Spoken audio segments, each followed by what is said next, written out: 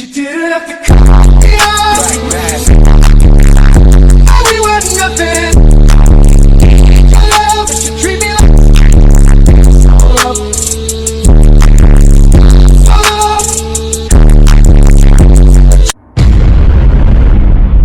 Halo guys, kita ketemu lagi. Dalam kesempatan ini saya akan membahas tentang cara menanam tumbuhan di lahan yang berpasir.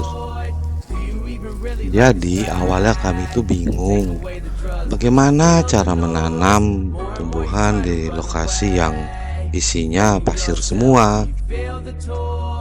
Kalau kami paksakan dengan harus membeli tanah, udah pasti ya guys, dan itu mahal dan uang juga pasti tidak cukup untuk membeli tanah dalam jumlah besar seperti ini. Dan akhirnya kami memutuskan untuk melakukannya dengan cara tradisional, di mana prosesnya kami lakukan secara bertahap sesuai dengan kemampuan. Oke, simak videonya sampai akhir ya. Jadi jenis tanaman yang kami pilih adalah coklat atau biasa disebut dengan kokoa. Kenapa kami memilih coklat? Karena cuman itu yang ada.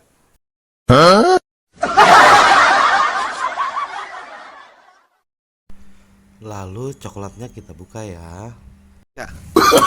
Oh, no, no, no, no.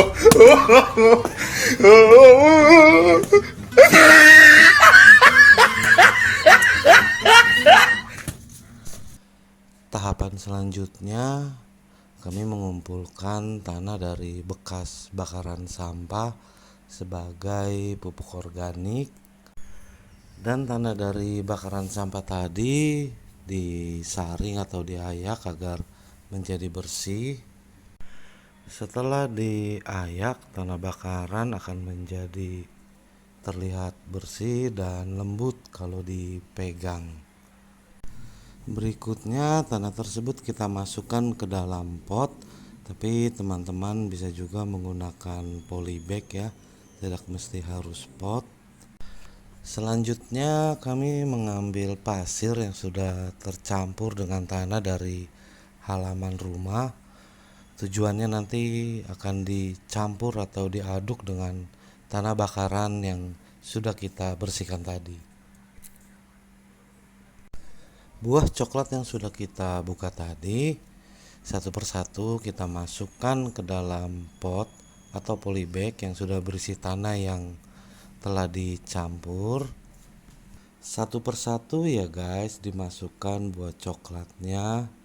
Dan pada saat pemasukan buah coklatnya itu diberi jarak agar nanti pada saat bibitnya sudah mulai tumbuh, kita mudah mengambilnya dari dalam pot. Dan setelah 30 hari kita rawat, siram, maka bibit coklatnya akan tumbuh seperti ini. Selanjutnya lokasi tempat penanaman bibit coklat yang berpasir tadi dibentuk sesuai dengan kebutuhan media bibit coklat.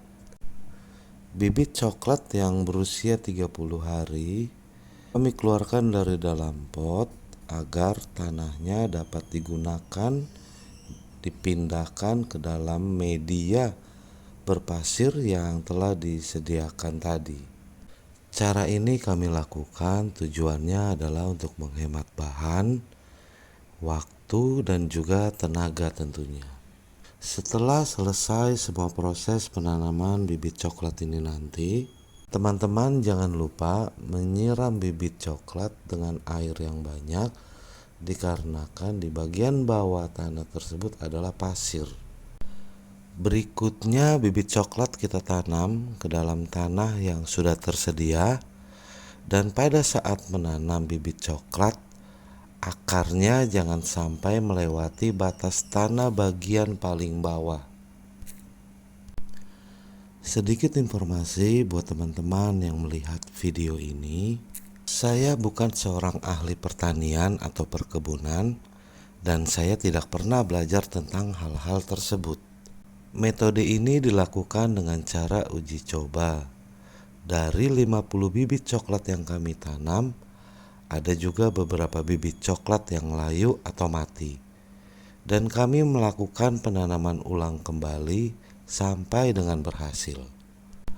Akhirnya teman-teman, kami membeli sedikit tanah dari seseorang yang berprofesi sebagai juragan tanah atau hartanah. Dan kami sudah pastikan bahwa tanah yang kami beli ini bukan tanah warisan, bukan tanah sengketa, dan juga bukan tanah gusuran, tetapi tanah merah.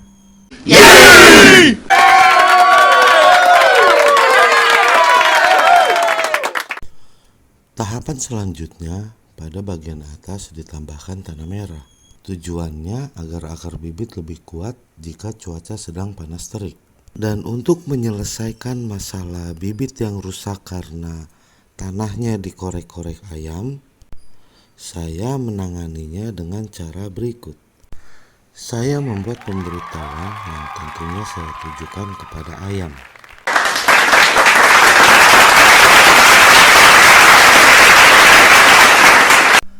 Maka teman-teman, selesai sudah proses penanaman bibit coklat. Sampai jumpa pada video berikutnya ya. Terima kasih.